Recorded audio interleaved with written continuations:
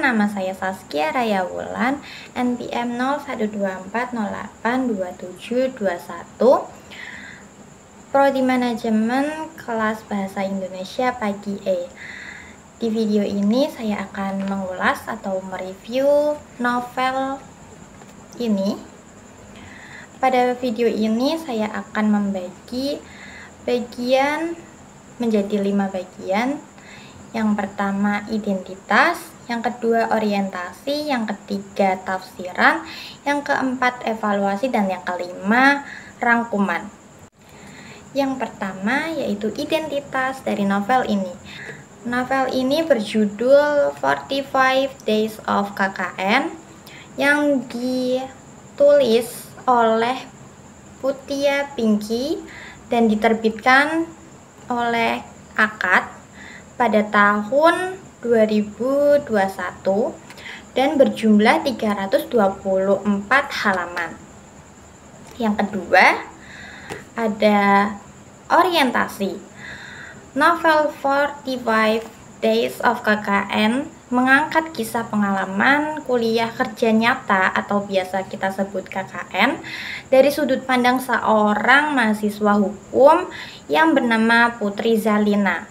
Cerita ini menggabungkan unsur persahabatan, konflik, dan kisah percintaan dalam latar belakang kehidupan kampus dan desa tempat KKN berlangsung. Yang ketiga, tafsiran isi.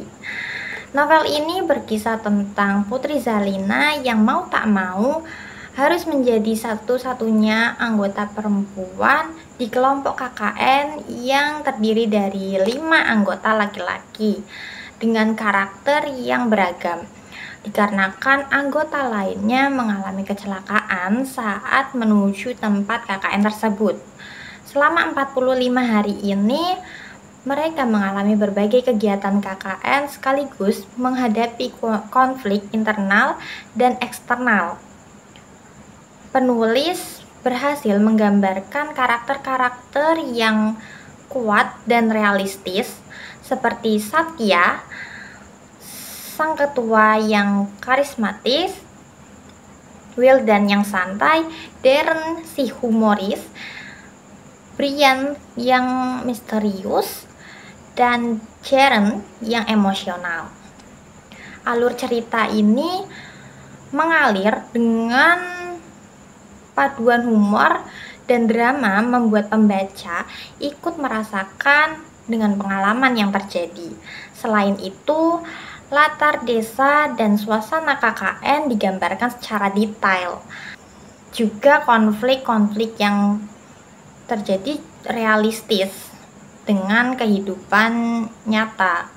Misalnya saat ada warga lokal yang kurang menyukai mahasiswa KKN atau saat tumbuhnya percintaan selama KKN tersebut.